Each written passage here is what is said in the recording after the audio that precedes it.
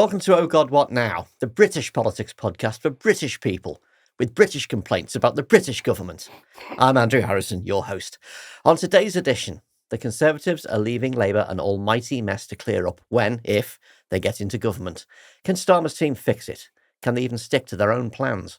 Or have 14 years of Tory trauma left Britain unsalvageable? Plus, across the world, young men are getting more and more anti-feminist, says new research. Is it all Andrew Tate's fault? And what are we going to do about it? Let's meet the panel. Hello and welcome to Rachel Cunliffe, Associate Political Editor of The New Statesman. Hello, Rachel. Hello. So the retirement age is going to have to go up to 71 for people born after 1970, say the International Longevity Centre.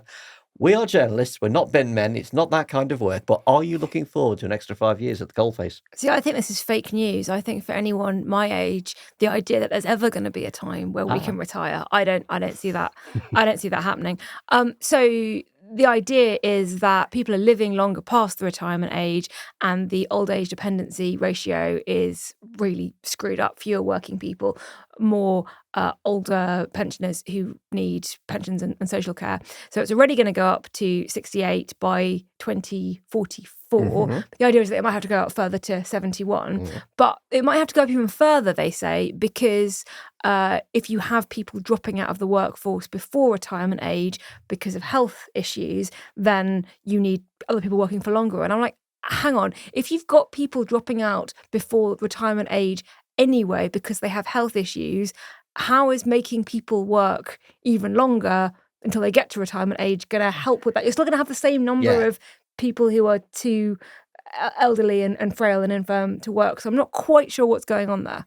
Yeah, the retirement age is going to disappear into the distance faster than you can catch up with it. You'll be pedalling as fast as you can. The Best of Britain did a mega poll last week, and literally the only people vaguely interested in this government continuing were A, the over 65s, and B, people who earn more than £100,000. And even they were still in a minority. It wasn't the majority of those people. Is the kind of compact between retirees and the Tories going to have to break down because there aren't enough people retiring? Well, I think one of the problems is that they keep chasing the voters they know that they have, and there are fewer and fewer of them. And in doing that, they are alienating everyone else. And it's now, obviously, we know that young people don't like the Tories. Unfortunately for the Tories, young now means under 50.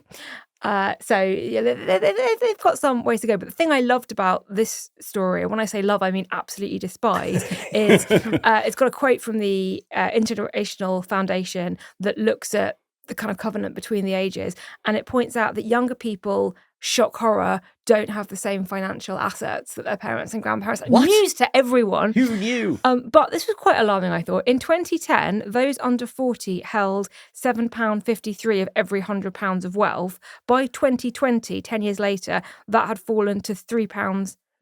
So it's basically halved in 10 years. So there are some very worrying trends going on here. And I guess the consolation, if you are the Conservatives, is it's not going to be your problem to solve. Well, absolutely, yes. Also, let's say hello to free-range political commentator and opera buff. So he's used to watching lengthy histrionic death scenes like the government. Do you see? Yes. It's Alex Andreou. Hello, Alex. Hello. So big week in Northern Ireland. First ever nationalist First Minister, Stormont, is back. We are not best placed to talk about the internal politics of Northern Ireland. But Why not? We have opinions. We have opinions, but they're not as informed as some people could be. What about the Brexit dimension? I mean, this is the kind of unpicking of Boris Johnson's bodge, isn't it? It is. And I think it is actually one of those things on which we can be very generous to the government because they do deserve a lot of credit. That's not why the listeners come here. They do deserve credit for this because it was a very narrow path to find some kind of settlement, not that everyone was happy with, but that no one was so unhappy with, they appended it. And they have managed to get there. And I think a lot of the credit goes to Chris Heaton-Harris, the Northern Ireland Secretary, who is universally praised behind the scenes for having achieved this. It is historic to have a Sinn Féin First Minister, I think.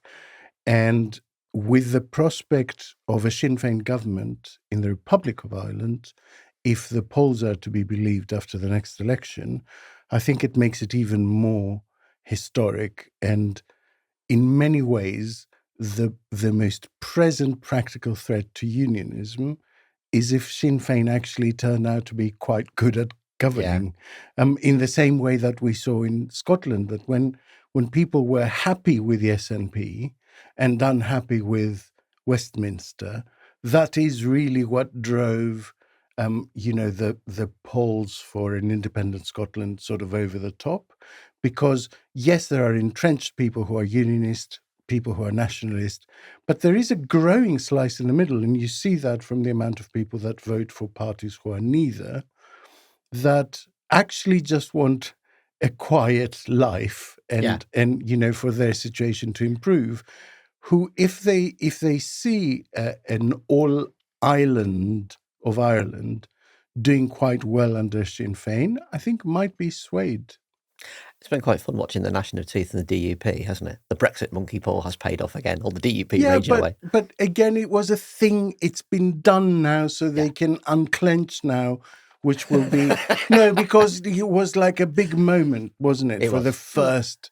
and, two women, again, in charge. We have seen that they tend to work better together when it comes to power sharing.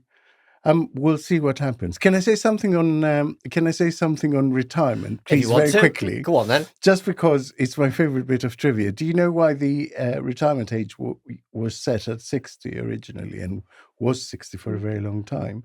Because at the time, the median life expectancy for a professional man was 61. So it was genuinely to allow them a year to put their affairs in order before popping off. I think we should do that again. The retirement age should be 84 or whatever. You get a year, and then you just die. Hello, completing the panel to columnist and author Marie Leconte. Hello, Marie Leconte. Hello. You've got a huge piece out today in the I paper on people who said they were much happier in lockdown. Apparently, that's 25%. Of the population. What did you find out about us? Them. So What did you find about them? 50% of this panel. God. So actually, I will say, so it is about a quarter of people in total, but a third of Gen Z and millennials. So actually, like the people, the largest proportion of lockdown lovers was actually younger generations. Lockdown lovers. I like that. So weirdly, lovers. Yes, it became with keeping in mind that in lockdown you couldn't have lovers, and it was basically a sex ban imposed for anyone who wasn't living with a romantic partner. I did really enjoy very early, and I realise this is off topic, but I think worth it. But there was definitely, I think, several features in the French press early on in the first lockdown about men who've had to give up on their mistresses, and it's like, guys, come on, French piracies, French people. I tried so hard. Another government, I think it was either the Dutch government or the Danish government. Apologies if it's neither of those, but certainly one government put out like cyber sexting tips for staying close to people who you couldn't be physically intimate with, and they were recommending. Darling, I have been reading the government website and I have some things to tell you. Nobody's used the term cyber sex for about 15 years, have they? So what else did you discover? So I sat in on a focus group that was organised by More in Common, which was really interesting. So it's people between 25 and 40 who said they'd been happier during lockdown. And I mean, so there weren't any massive surprises. It was overwhelmingly people with quite young children, so who got to spend a lot of time with their kids, people who had gardens or lived in. Weirdly, there was a massive bit, because, human conversation talking about like cul-de-sacs. And about, the fact that some people lived on them, and so actually that made it friendlier during lockdown, and other people were like, well, I lived on a regular street and it was still fine. No, I will say, so one thing that really came out was everyone just hates commuting, but with a burning, burning passion. And I feel like, I kind of knew that no one loved it. But generally, so everyone on the panel, so be that people who commuted, but who drove, who took the train, who took the bus, who lived in London, who lived in the countryside, like everyone just hated commuting so much. There's a big part of that. The one quote, which actually I'm going to have to mention now because it didn't make it to the piece because it was quite long as it was, I really enjoyed, was one guy, because we talked about, would you like to see another lockdown at some point, even if there's no pandemic? And one man said, I think the single most British thing I have ever heard anyone say in 14 and a half years in Britain, just he said, actually, I think, every couple of years we should have a lockdown, whatever happens, so the councils can fix potholes. I agree totally. I just love that so much. That's perfect. Maybe like one weekend a year, together so they can do like all the roadworks. like Factory Week used to be. Well, just moving on from just noting that that's the first time any of us have ever heard cul-de-sac pronounced correctly. Before we get into the meat of the show, a little reminder about Patreon and how you can support Oh God, What Now? We always say, don't forget to back us and, get a mug and a t-shirt, but we don't always explain why. Patreon is our bedrock. We've built the whole thing on you, our supporters. And the advertising market is getting a bit tighter, so I'm afraid we're probably going to have to rely on you a little bit more. We know that times are tight, but if you can find that £3 a month, or maybe a little more, to keep your favourite traitorous podcast and its little siblings going, then please do so. It is always brilliant to see new backers coming in and to see people who used to support us coming back and signing in again. So we're going to be going into a new era of politics next year. We want to be there to cover it for you. So join or rejoin our Patreon army right now. There's a link in the show notes. Now, on with the show. First up, Labour are about to inherit an absolute nightmare across everything the government does, and they are responding with an excess of caution, making so few commitments that core supporters are getting worried. Latest to fall is the pre-election commitment to the famous £28 billion green investment. This week, Darren Jones, Shadow Chief Secretary of the Treasury, said Labour would only decide on how much to spend on environmental programmes once it got into government, depending on the state of the economy. Alongside the party's reversal on scrapping bankers' bonuses and the corporation tax cut, its refusal to commit to undoing Conservative legislation on voting and protest, and, of course, the deafening silence on Brexit, this has got lots of people wondering, is Labour's abundance of caution wise? Or does the party fear that the Conservatives have made Britain unfixable? Rachel, first up, the green investment. This was the symbol of Labour's commitment to the environment, but it was also, a real target for Tories to play the high-spending Labour card. What has happened? Is it dead? If so, why? What's happening? Okay, so I think one thing that is happening is there are, and this again will come as a surprise to everyone, there are some people within the Labour Party who don't like Ed Miliband. So I feel that what happens with this is Ed Miliband, this was his big thing, 28 billion green investment. He is the shadow energy everything. And it's also like a passion project for him. And he's a figure in Labour that some people are a bit uncertain about because obviously he was leader. He's a bit left wing. Some of them prefer his brother David, who may or may not make a return. Got to have as many Milibands in Labour as possible. So there is a lot of briefing against him. And I feel like I have heard variations of they're scrapping the 28 billion, no, they're not scrapping it. They're scrapping it, no, they're not scrapping it. Like every couple of weeks for the last 6 months or so. Rachel Reeves doesn't like it. She thinks it's too expensive. And she, at Labour's big, shiny business conference last week, refused to sort of commit to it. It has been watered down already. It was, we'll spend that by the end of the Parliament, and obviously it includes lots of spending commitments that the government has already made. If you speak to Labour figures about it now, they'll say, well, it's not about the number, it's about where we're trying to get to. And you're like, yeah, but the number was kind of we get there. How we get there. But the number was also symbolic. It was symbolic of a Labour Party that understood that investment is needed, and I think this is a really interesting argument that they would do well to be a bit braver making, that it is not financially irresponsible to spend lots of money investing as long as it's the right things that you're investing in. And actually it is more irresponsible to not invest and to say, well, we don't have the money for that now, because then, as we have discovered, everything starts falling apart and you go, why are the concrete ceilings falling on the children's heads? And it's because there was an investment plan, there wasn't the money for it, and things weren't fixed at the time when they should have been. So that's the argument I think Labour ought to be making, but they're terrified of giving the Conservatives any ammunition at all. And this 28 billion figure, some in the party are worried that gives the Tories too much of an attack line. Yeah. I mean, the programme itself, as you say, was quite fuzzy. It included making Britain decarbonised and a clean superpower, insulating homes, improving transport infrastructure, low carbon industry, and basically a low carbon setup for Britain. Can't all that be sold as the kind of tough, necessary, difficult action that we need after 14 years of self-serving, irresponsible, trivial politics? It can. And when the Conservatives say that they're going to cut taxes by X amount, people don't say, or they do a little bit, but not as much, you've now got a 20 billion hole in your budget because of this, which I think is partly an advantage you get when you're the government. You can say, we're doing it, this is how it's going to work, tough, basically. I was speaking to Chris Skidmore last week, who obviously has stood down as an MP in Kingswood, but he resigned over, Conservative MP, he resigned over Rishi Sunak's U-turn on net zero. And he was basically saying it's not about the figure necessarily, it's about the vision, but really he thinks 28 billion needs to be the starting point for where we need to get to. And it's not like that money goes into a black hole, it goes into saving money in other ways, in the fuel subsidies that the government has to pay. There are jobs involved in it. It's not just a case of we bought a new shiny thing and now the money is gone. I just don't think Labour at the moment feels that they have the maybe skills. So that's possibly being unfair. They don't want to risk trying to communicate it. So they just want to shut the whole conversation down. Yeah.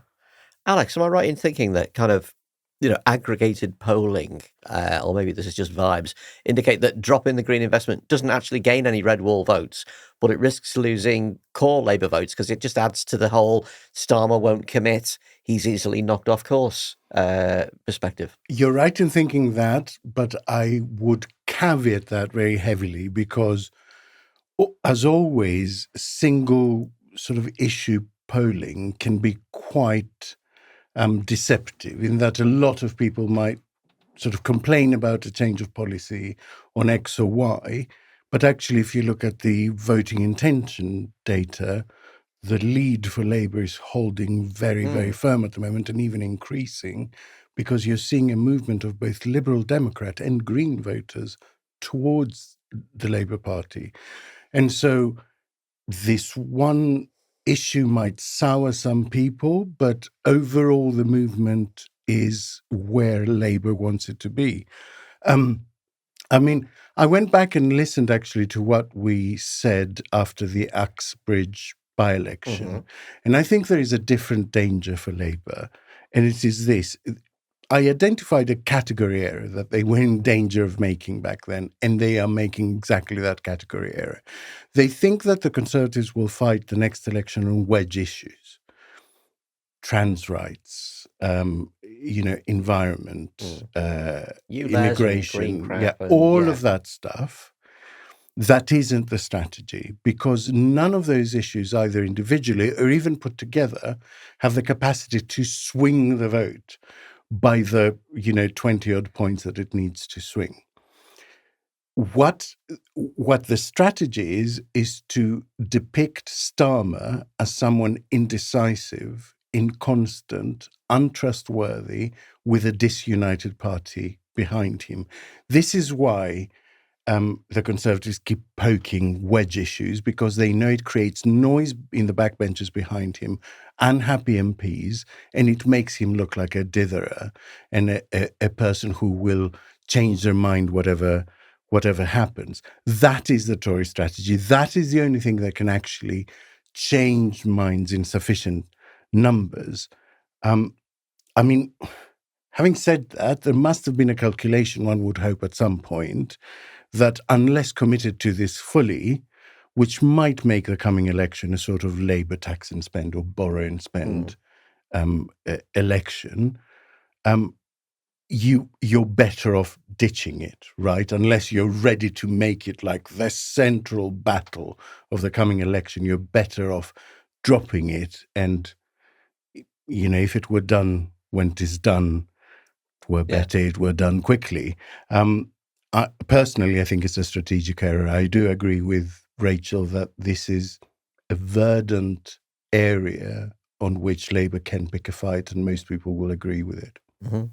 Marie, even considering what Alex has just said, can the Conservatives still get away with high-spending Labour after the insane profligacy and kind of crony feathering that we've seen the past 5 years? It's a bit like, seeing a guy staggering through your front door covered in sick and reeking of booze, saying, "I think your husband drinks a little bit too much." That kind of thing. Do you know what I mean? So I don't think that can get away with it, but not quite for that, because I think the state also spent a lots of money during the pandemic, and people liked that. People enjoyed furlough. People, were happy to be able to keep on living, etc. So I think obviously there was some bad spending, but there was a lot of good spending as well. That's how Rishi Sunak became popular. Yes, because he was the chancellor because he gave handing out people a money. lot of free money. Amazingly, so I'm a political expert, and as a political expert, I can tell you giving people a lot of free money will make them like you. So I think, A, there's that. But B, also, if you look at every bit of polling on economic issues, people at the moment do not want tax cuts. They want more investment. Like they realise that everything is broken. Yeah. People are not. And I think that's the, and there's really interesting studies on that. People don't necessarily follow Westminster day in, day out and stuff, but they can still notice the country they're living in. Yeah. And they're aware of the fact that currently you do just need to spend money. The state needs to spend money. So I think the attack line saying that the Labour Party will be spending money is no, but yes, please do that, because actually, again, as we were saying earlier, everything is kind of collapsing. So I'm not convinced that would work. And also at the moment, Labour is leading the Tories on who would be the better at managing the economy, which is always a massive figure leading into any election. So no, I think that they've lost that one. But don't you think there's a paradox there in that people do want Labour to spend money, but they don't want the detail of where exactly it will come from. So they don't want to be told that, this tax will go up by 2p. That's when people start to go, ooh, I'm not sure about that. I think one of the problems is that people already feel that the tax burden is very high, which obviously it is. And they feel like things are falling apart, which they are. So yes, people want to spend lots of money and to invest, but there's kind of a confusion, and I cover this for a living, and I'm kind of confused as to how taxes can be so high and public services can be so disastrously cut to the bone. And I think Labour is going to have a challenging job explaining that. The Conservatives have completely failed to explain that, but they're going to be faced with the same communications problem. And it's one of those as well. I think, even as a punter, I would kind of struggle with them going, okay, so you're paying a lot of taxes at the moment, which has been used very badly by the Tories, but we're going to need to pay even more. And it's like, no, but could you not rearrange the taxes rule? And I feel like on a really base level. But at least you can point to your team and go, and you'll be paying a lot of tax, but it'll be being administered by these people who clearly aren't a bunch of failed apprentice contestants, liars and charlatans. Or if they are, we don't know it yet. Yeah. We are told, Marie, that Labour's putting together a bomb-proof manifesto. The commitments are going to be limited. No national care service as promised, but instead there'll be a 10-year review of social care. No abolishing the Lords in the first term. The centrepiece instead is going to be an end to fire and rehire and an expansion of workers' rights. Do you think that's going to get the pulse pounding when the country's fallen to bits? Well, so I think, actually, interestingly, I've been reading about New Labour recently in about 97, I think a lot of journalists getting ready for the next election.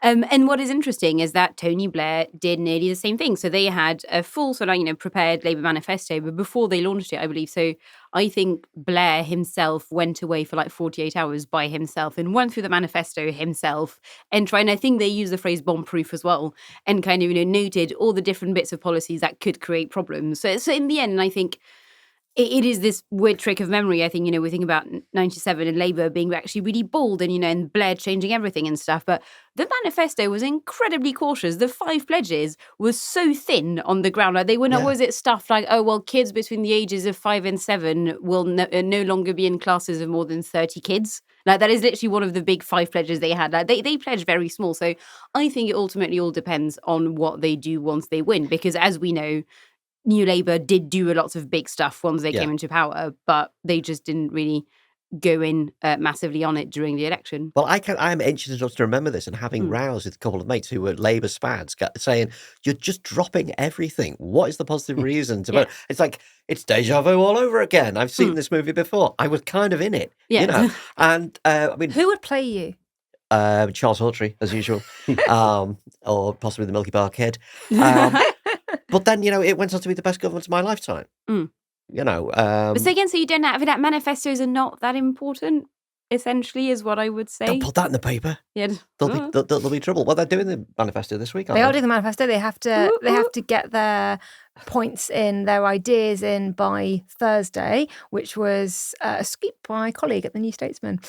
First announced that at the end of last year. So Labour are pushing really hard this narrative that the election's definitely going to be in May, so they have to get their manifesto all kind of done and dusted well in advance of that. I don't think Labour actually believe it's going to be in May. I think that's a thing that they just keep saying because they hope if they keep saying it, we'll all think that Rishi Sunak has said it. And then when Rishi Sunak doesn't do it, we'll go, but you turned. And actually it will be that Labour said it. Sorry, that was a digression. That's an interesting. I don't think there's going to be an election in May. It's not the worst plan, I think, if you set expectations. Because politics is about 80% expectations. Yeah. If you set expectations, then, you just lay like a beautiful trap for your opponent. So Well, if it he was calls it in Cameron's October... strategy against Yeah. Brown, Yeah. and it worked. But I think they're doing that. But yes, they're getting the manifesto proposals in this week. So come on, totally betray your magazine and tell us what you're hearing before you put it in the mag. I'm not hearing anything because I cover the Tories. Okay, all right. You must be hearing something. No, I think it's very much on there's this sort of broad brush. These are the missions. Every time you talk to a Labour MP at the moment and you say, come on, give us some detail, they're like, well, here's where we want to get to. And you're like, yes, but how will you do it? And they go, but here's where we want to get to. Their message discipline is on point. I think Marie's been finding this as well. Like, you cannot get them to say any details about anything except this is where we want to go. Yeah. So, but please, Alex, I get this. Please think of the hardworking, poor political journalists out there who've got mouths to feed. I mean, only mine in my case, but still, it's still a mouth. And and I've got to have stuff, and they're not saying anything. But well, Rachel, I wanted to ask you. Labour's been floating expanded childcare around and has yet to commit to it fully and openly. Are Labour partly sitting on these policies simply because they know the Tories will steal them? Yes. I think that very, very much so. And childcare is a great example of that. So in December 2022, so just over a year ago, again, one of my other colleagues at the New Statesman interviewed Bridget Phillipson, and she was talking about bold plans for childcare and a universal childcare system, and about how it wouldn't just be about somewhere for parents who desperately want to work or need to work to leave their kids. It would also be about investing in early years, because that's the most important, most effective way to increase social mobility, and breakfast clubs and all of it. And that was in December. And then in the March budget, Jeremy Hunt announced the Tory version of it, which was sort of childcare light. And I don't think Labour thought they were going to do that. Now, I've had arguments with Tory MPs about this, and they say, well, childcare reform, childcare expansion was always a Conservative policy because we need to get more people into the workforce, we need to increase productivity. How do you get more working age women in particular into the workforce? You mean that they don't have to take out a second mortgage, essentially, to pay nursery fees. And they said, we were always going to do this. I don't think that's the case. I think that the Tory focus on childcare was very much being spooked by Labour and thinking, like, if Labour can get working parents on board, that's a huge electoral demographic. So I think that Labour were a bit stung by that, which is why that they're not announcing policies that they think the Conservatives could just nick. But the Tory childcare plan is meant to come into force in April, and by all accounts, it's going to be an absolute shambles. There won't be the places, the nurseries are saying they don't have the staff.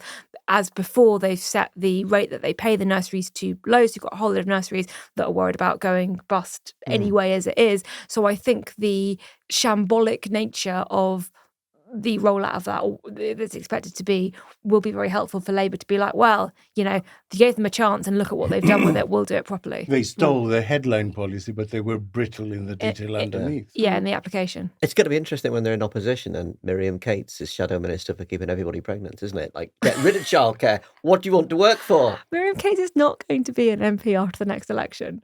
Okay. We're hoping. Thank God for that. She's got a majority of 7,500. Yeah, but she's got popcorn. Popcorn's happening. It's going to turn the tide. No, she's not a popcorn. She's not a popcorn. Do you know what I noticed about popcorn, actually, just very quickly, is that initially the 4 MPs who were due to speak at it were Liz Truss, Jacob Rees-Mogg, Simon Clarke and Ranald Rayawadina. Yes. Yeah. And on the new list of who's going to speak at it, Simon Clarke has mysteriously disappeared. So obviously in between him announcing... calling for Sunak he called for Sunak to go, and so he's been dropped from the lineup. Yeah, but then it's Lee Anderson instead. Are you thrilled to be seeing Lee Anderson, I'm really Rachel? excited, actually. Yeah. I'm very excited. This is the desperation for material coming off you. Come on, Lee, do something stupid. Marie, just going back to what Alex was talking about, what all this says about Starmer as a kind of as a big figure. We often elect a leader based on personality and ideas and trust and all the rest of it. what is the current situation of, shall we say, strategic imprecision doing for impressions of Starmer and what people think out in the world? Not much. I think that he remains equal to himself. I think in that, to be fair to him, is very constant. So he is someone who is very cautious, who clearly thinks things through. He's not political with a big P, I think. He's not a kind of like big party political mind. I think the Tories can still get some stuff out of him, kind of being a bit of a flip-flopper, which is not entirely unreasonable. Like, he has been known to, change his mind, or, in a much more kind of planned manner, decide to say one thing at some point and then say another, at a different time. Now, he is definitely quite ruthless. I think that is the interesting kind of thing about his personality, where he is clearly, like quite dull. And again, it isn't necessarily a kind of, proper like bruiser in the way that politics sometimes gets them. But he's also entirely ruthless. Like, and he has given up. When you look at, all the stuff he campaigned on when he wanted to become Labour leader, he has actually given up on on a lot of that. And I know that the Labour left are occasionally very annoying, but they're not wrong about that. He's entirely changed as a person. But I would say that since then, since that kind of change of costume, he's not changed that much since. So, yes. So before we move on then, flip the potential future on its head. What if, in the 5%, 3%, 1% chance the Conservatives actually do win, and they've already burned their house down with this kind of like, make it as difficult for Labour as possible? How can the Conservatives continue to govern a country where they've left a mess for Labour?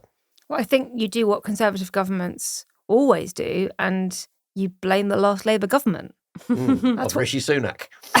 No, but you say we wouldn't be in this position now if it hadn't been for the last Labour government, and someone says they got voted out in 2010, and you change the subject.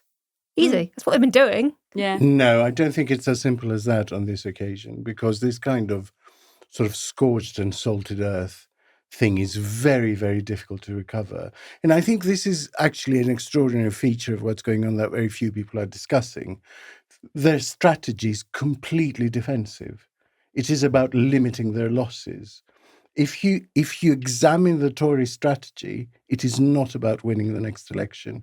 It's about not losing it really badly. And if by some fluke they end up getting in at a time when we most need effectively Keynesian economic management, we are fucked.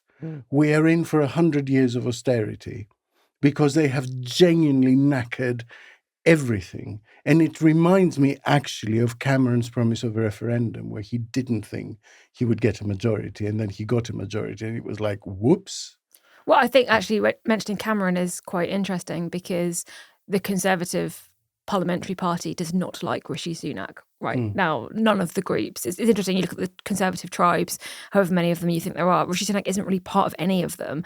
And the reason he's in position is not because he's popular. It's because none of the groups can decide who they want next. And anyway, they don't want to change leader again before the next election. They want him to take the fall for the election defeat. They want to blame it on him and then get somebody else in. So I think if he were by fluke to win the election, a lot of Conservative MPs would be really, really upset about it. Can I just say, and this is me partly trolling, but not entirely, I think if somehow, let's say, okay, yeah, something happens, Keir Starmer is found to have like shot dogs for fun, and then like, the Tories somehow win the election again, I can't believe I'm saying this, I would actually put some money on Liz Truss winning again. I wouldn't rule anything out. Yeah. Yeah. Oh, yeah. Kind of. Yeah. If you told me the next Tory leader was going to be Dr. Doom or Voldemort, I'd go. I wouldn't rule it out. I don't think they'll let Sunak keep going, even if he wins. So the plan is, don't blame it on sunshine, don't blame it on moonlight, don't blame it on good times, blame it on the Sunak.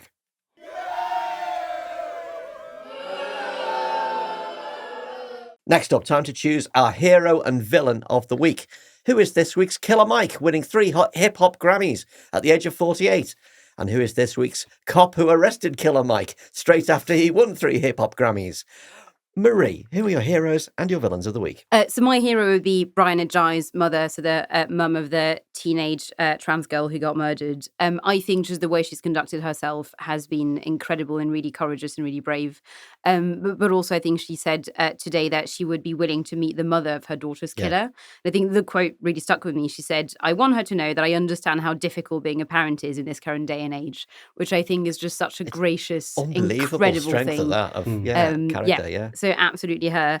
And then, so my villain is slightly more whimsical because I thought that was a bit heavy.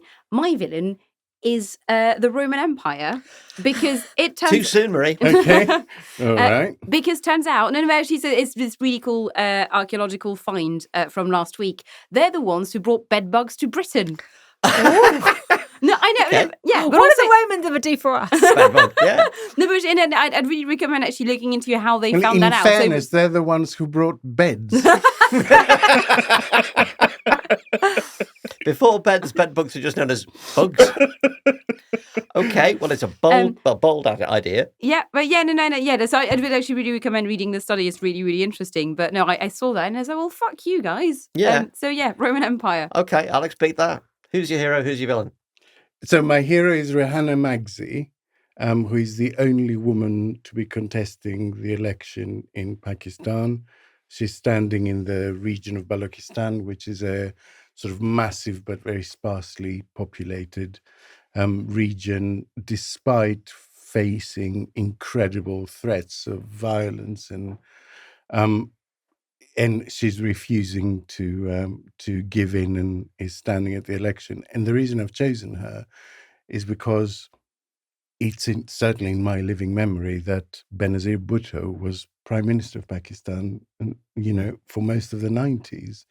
And 25 years later, we're talking about a woman standing at the election as an extraordinary act of heroism. Mm. And I think it's an interesting cautionary tale of how hard-won rights can regress and can regress very, very quickly. My villains of the week are Rishi Sunak and Piers Morgan for betting £1,000 that people will be deported to Rwanda before the next election. Because I think whatever your views on immigration, whatever your views on the Rwanda plan, for it to be treated, for people's lives to be treated so superficially as a fucking joke that two very rich men can put £1,000's worth of bet on, I think it is genuinely disgusting. If it wouldn't be quite as foul if it was a fiver. But it's even the whole thing is just two rich blokes who are untouched by all the ugliness going on outside in the world, betting on some little person's life being ruined. And I find it genuinely made my skin crawl. Yeah. Rachel. I also have a serious one and a flippant one. I will start with the serious one, which is my villain of the week, which is anyone who sends death threats to MPs, in particular, obviously Mike Freer, who announced that he's not going to contest the next election because the death threats and, very credible death threats, given that his constituency office suffered a horrific arson attack. I think anyone who is so frustrated with British politics at the moment, and let's face it, we're all pretty frustrated, but who takes that step, it's just it makes it harder for decent people to go into politics. Mike Freer is my parents' MP. He's been a very good local constituency MP. You don't have to agree with him. You don't have to agree with his voting record. But if people like that are too afraid, literally, that they are going to be attacked and killed, and obviously we've had a couple of MPs' deaths very tragically in the last couple of years, you only get people who are power-crazed maniacs. And I don't think anyone benefits from that. So that's my villain list. My hero, I was lacking inspiration this week. So I've gone for Taylor Swift. Not just because I only discovered her at 33. My 33rd birthday present to myself was, I'm going to get into Taylor Swift. Turns out her music's really good. Who knows?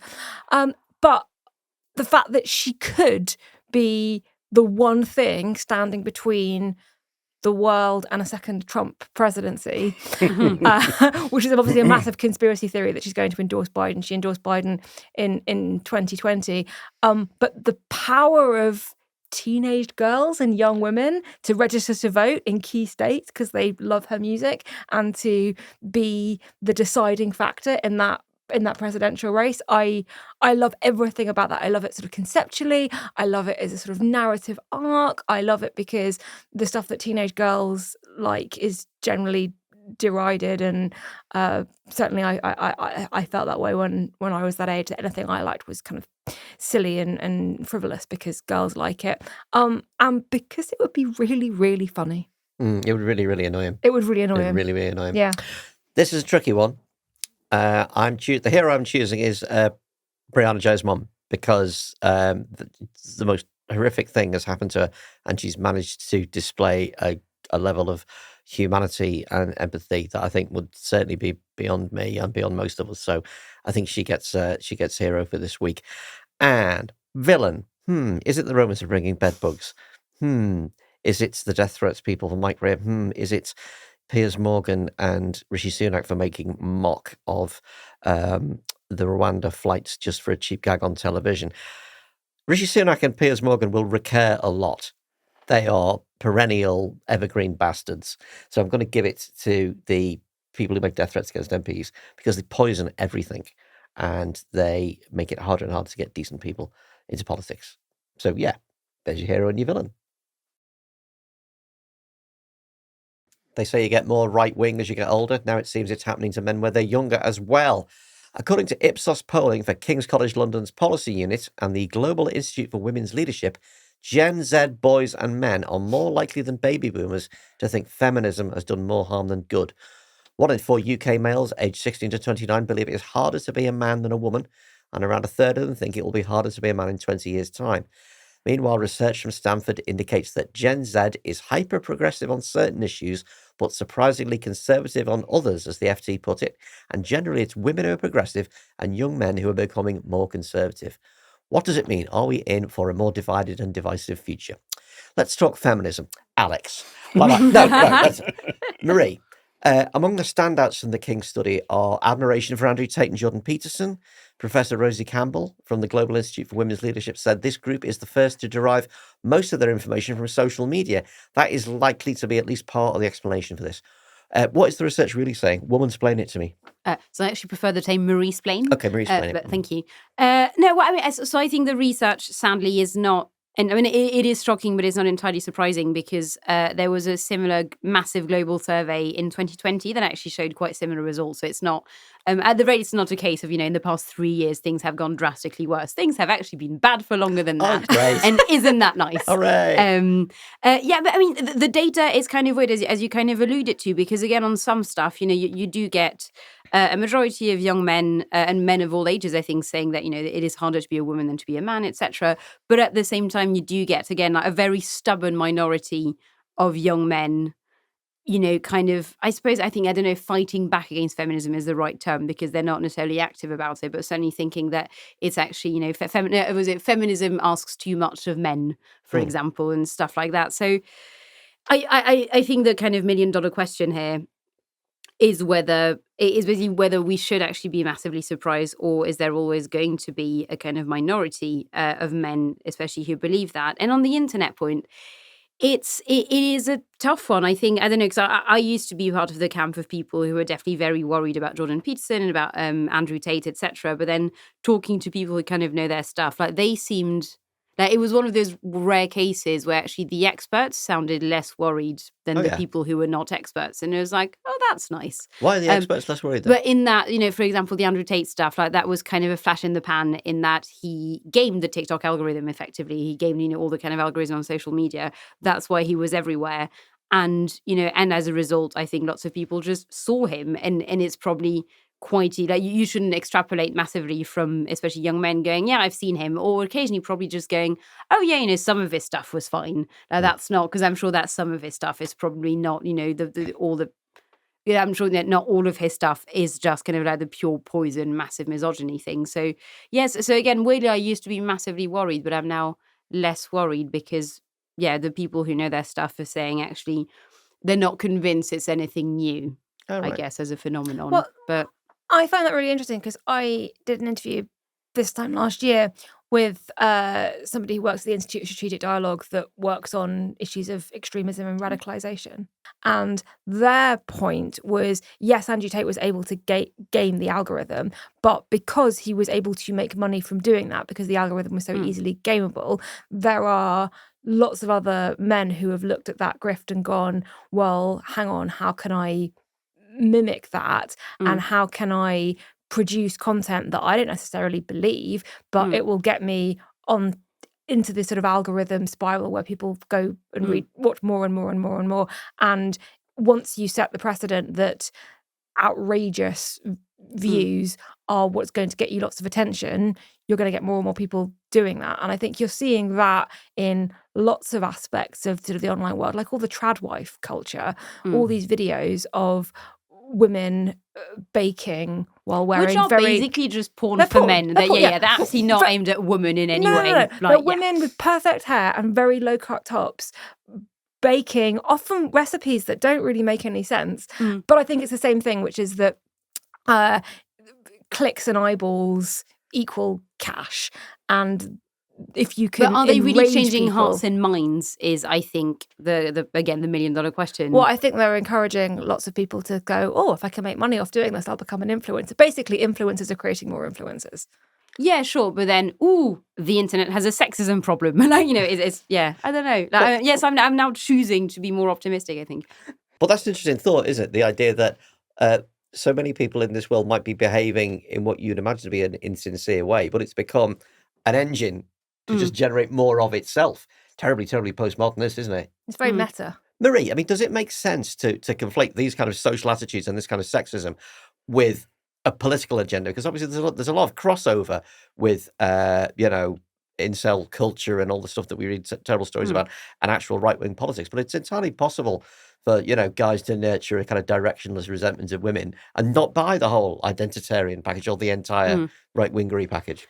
So I think it really depends between countries. So I think in places like South Korea, where explicitly, I think, like conservative political leaders really try to harness the kind of anti-feminist backlash, that definitely worked. And I think they end up feeding off each other, which is why they ended up getting this incredibly conservative president back in 2022 who had policies that was so dog whistly of saying that there were going to be much longer prison sentences for false accusations of rape, which is not really a thing that massively happens. So that's clearly again like trying to appeal to the kind of like misogynist vote. So I think so again, if you've got a political scene which harnesses that in some way, that's probably going to get worse. The US being another like classic example. I think in Britain, to be fair, and I think our political class is not the best in many ways, but no one even remotely near the mainstream is doing that at the moment. And also if you look, and again that's kind of I think a cause for optimism, at least here, young British men are still way more to the left of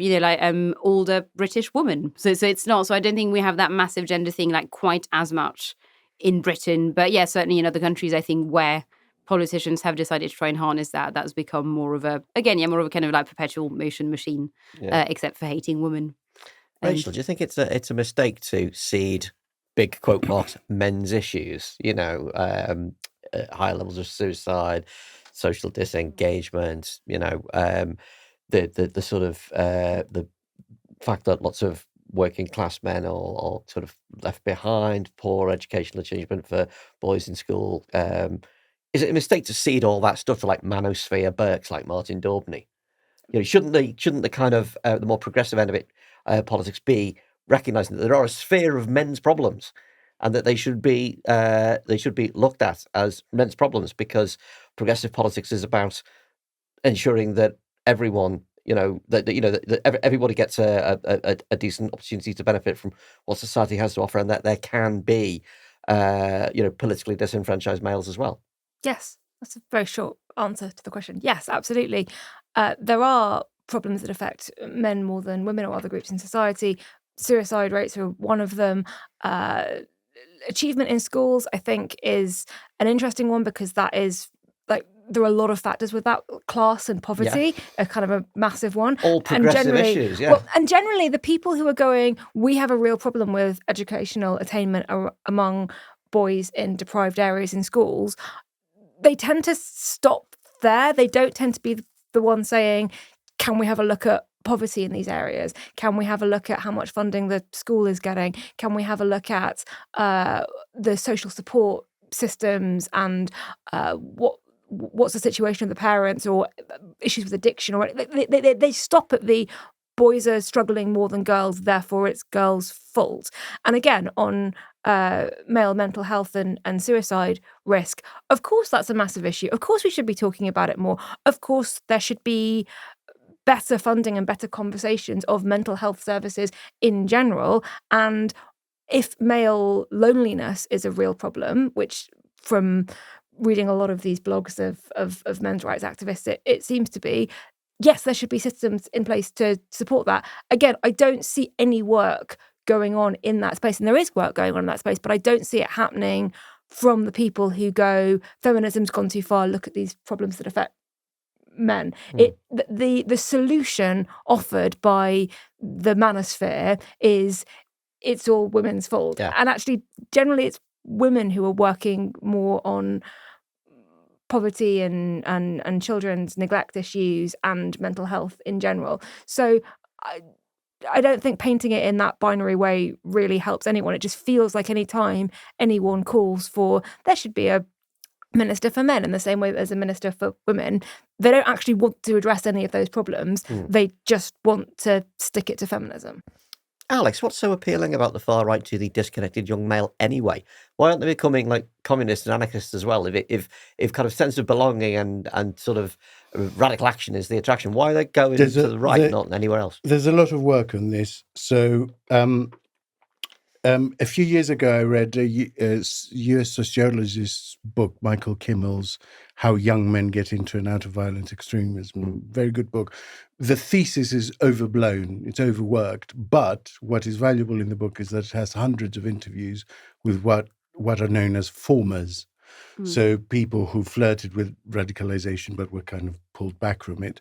And what you find out is that masculinity is the instrument of radicalization, specifically. That's why it appeals. Because communism promises, broadly speaking, the same for everyone. Anarchy promises, broadly speaking, no rules. This kind of authoritarian far-right radicalization promises getting the stuff that someone else has taken from you and giving it back to you because you're superior. And so you can't separate masculinity from it. Masculinity is the instrument by which they get to them. And what I found very interesting is that there was a recent study by George Hawley on the demography of the alt-right, and it found that women, their feelings of white identity in America, where the study was, were much, much stronger, and yet they weren't radicalized at the same rate as men.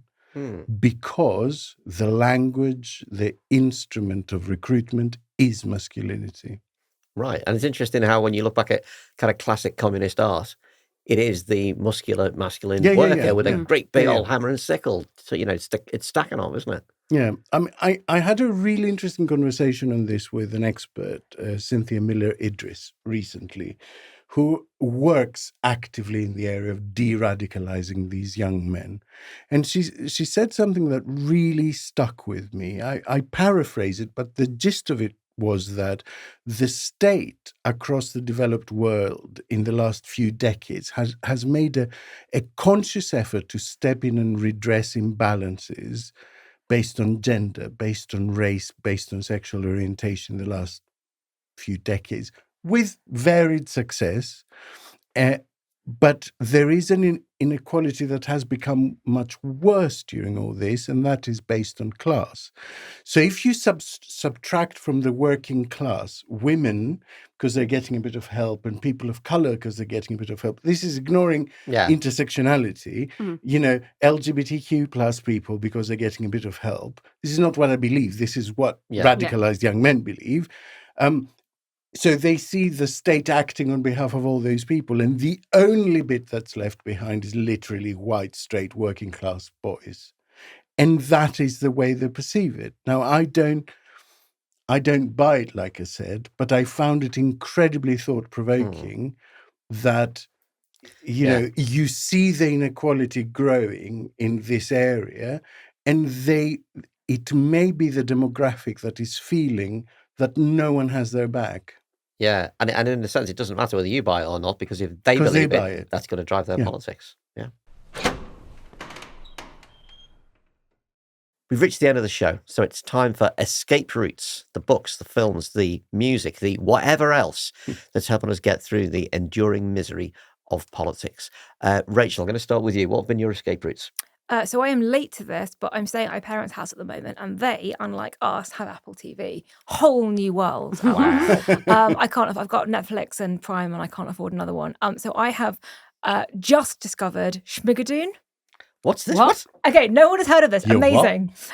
So I am a musicals obsessive. I love musicals. Can you say it again, please? Schmigadoon. Okay. Okay. So I like hate musicals, so Brigadoon, that's not. Yes. but yes. Jewish. Brigadoon, but parody. Okay. So the premise is a New York couple end up in a magical land, and they end up in a musical, Rodgers and Hammerstein style musical, Carousel, So Oklahoma. it's a horror movie. Well, Brigadoon. Yeah, that They is my can't- worst nightmare. they can't leave until they find true love, and then season 2 they move into a new era of musicals, and it's Cabaret, Chicago, Sweeney Todd. I'm loving the Sondheim. sound of this. It's got Alan Cumming being Designed a down superstar. the middle of the table here. Yeah. Alan I'm Cumming being a loving the sound of superstar, this. Kristen Chenoweth being an absolute superstar. The choreography, the songs are incredible. If you like musicals, it's the best thing ever. If you don't like musicals, you might think that it is so far up its own arse, it doesn't really know what it's trying to do. But I love it.